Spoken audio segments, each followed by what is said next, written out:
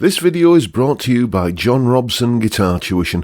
If you enjoy the content, please consider supporting the channel by enrolling on a course, purchasing some guitar lessons or a t-shirt, or you can join my Patreon. Now, on with the show. Hello chaps, welcome once again to John Robson Guitar Tuition. As always, I do hope you're well. Now on Thursday you possibly saw me unboxing and giving a first impressions account of this amp over here. I'm looking over here because that's where the amp is for me. I know it's on the opposite side of the screen for you, but anyway, this amp is what I took delivery of on Thursday and give you me kind of first impressions account of it. It's the Marshall DSL1CR, and I'll tell you all about what conclusions I've come to and what I think of the amp after having owned it for a few days now, right after we've heard how it sounds in a mix.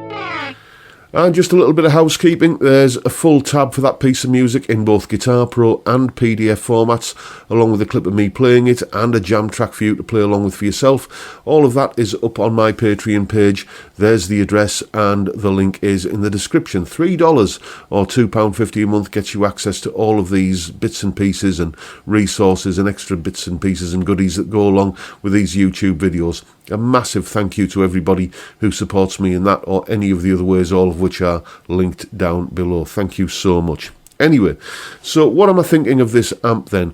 Well, the short version is I really rather like it. It's not without its faults. One main fault in particular that we'll come to as we go through this video. But on the whole, there are many more ticks in the plus column than the minus column. Just again, a little bit of housekeeping. It's currently mic'd up with this Behringer 906 microphone here. I was a little bit hesitant about going down this amp route purely because of the miking up aspect of it. I've heard so many stories about this is the right way to do it, and no, that's not the right way to do it. This is the right way to do it. Don't do it like that guy says. Do it like this. That you're doing it the wrong way. So much kind of folklore almost about how you mic up an amp.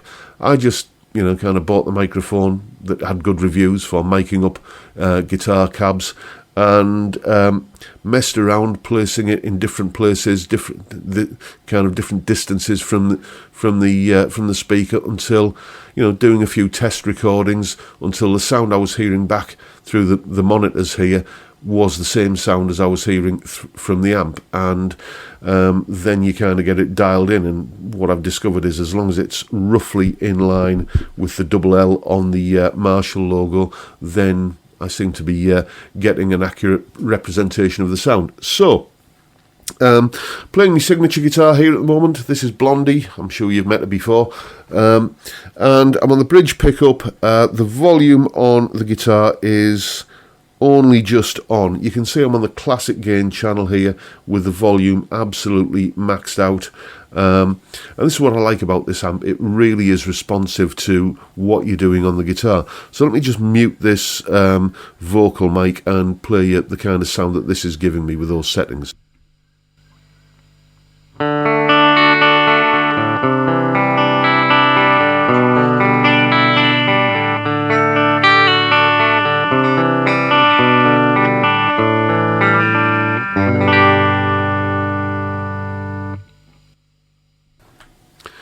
A really rather usable clean sound, I would probably say that. Now, let's, before we go any further, get onto the one drawback of this amplifier. It's this thing over here, the reverb. It sounds pleasant, doesn't it?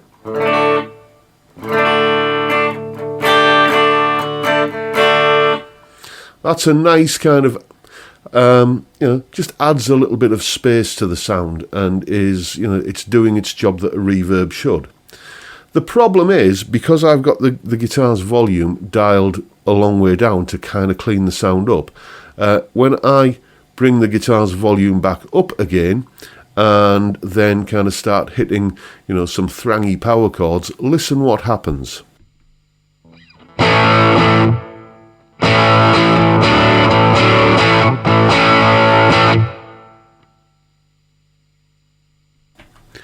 Suddenly I'm in a grain silo.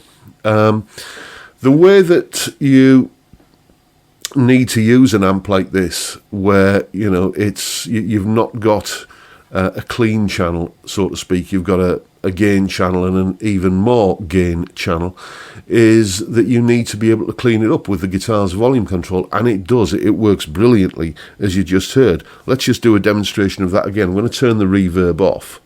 So you can hear the transition from clean to dirty. Let's point the camera down so you can see what I'm doing with the guitar's volume control. Okay, so here we go.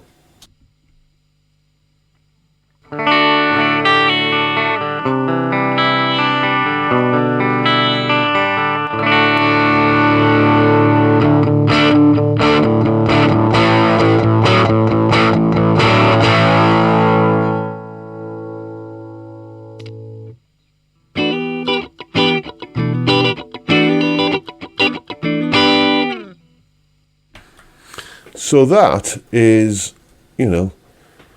properly responsive. That is exactly what you want. That makes, personally for me, as a guitarist, it makes me feel like I'm in control of the sound, not a pedal being in control of the sound or something else. I like that organic way of going from clean to dirty, and this amp delivers that in spades. Obviously you can foot switch through to the ultra gain channel and get even more gain, and I'll show you what that sounds like in a moment. You heard it on the demo earlier. But just this thing with the reverb where, again, on a cleanish sort of sound, this is an acceptable level of reverb. This is a nice level of reverb. Let's have a listen.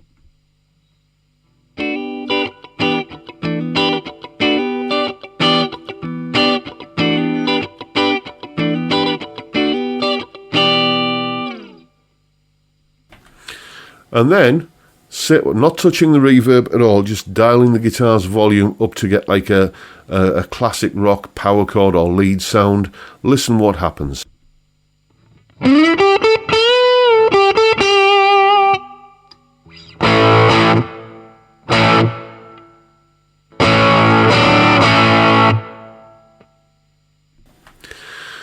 That is...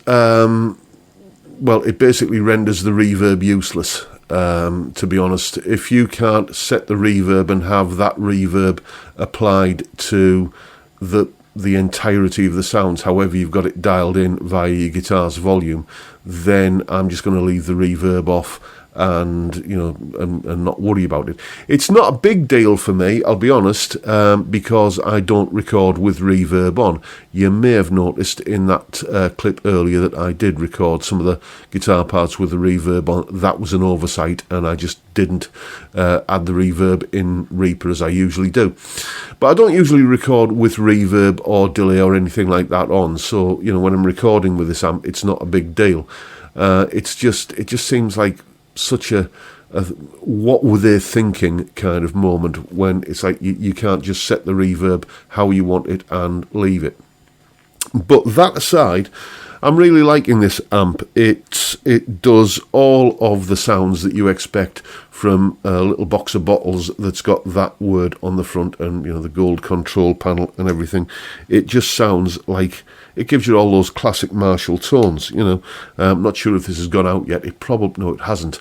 But I've just done one of my solo analysis videos from one of the guitar solos on the Eric Clapton Beano album, and this amp was just like, hello. It was just the bee's knees for that, getting that sort of rambling on my mind. See if I can dial this in. I'll turn the reverb off.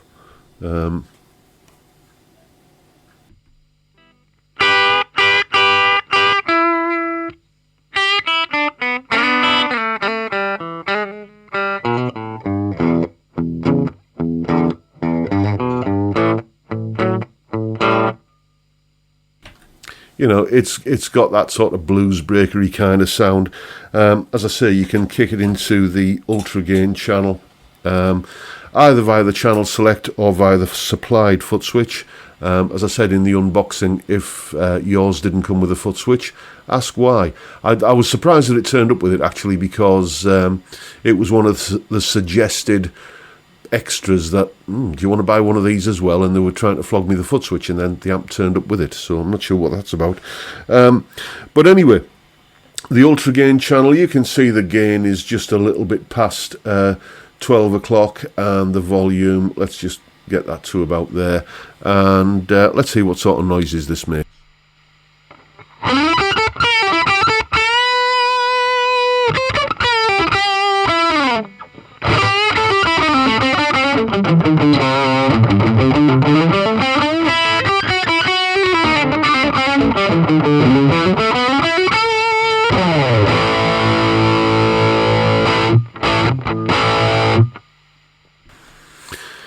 Yeah, as I think I said in Thursday, it's got that sort of JCM 800 with a tube screamer in front of it kind of sound. It's certainly, to my ears, that's what it's presenting itself as, very sort of early to mid 80s, new wave of British heavy metal kind of sound. And it was the sound I was using for the high gain lead part in, let's just turn it back to the quieter channel so we're not getting that hiss. It's a sound I was using for the lead parts in that demo earlier. So in terms of volume, it is absolutely perfect for this size of room here. You can really get that sizzly kind of power amp distortion where it feels alive, and you are, it's responsive, basically. That kind of thing when you've got a good valve amp cranked to the point where it's breaking a sweat.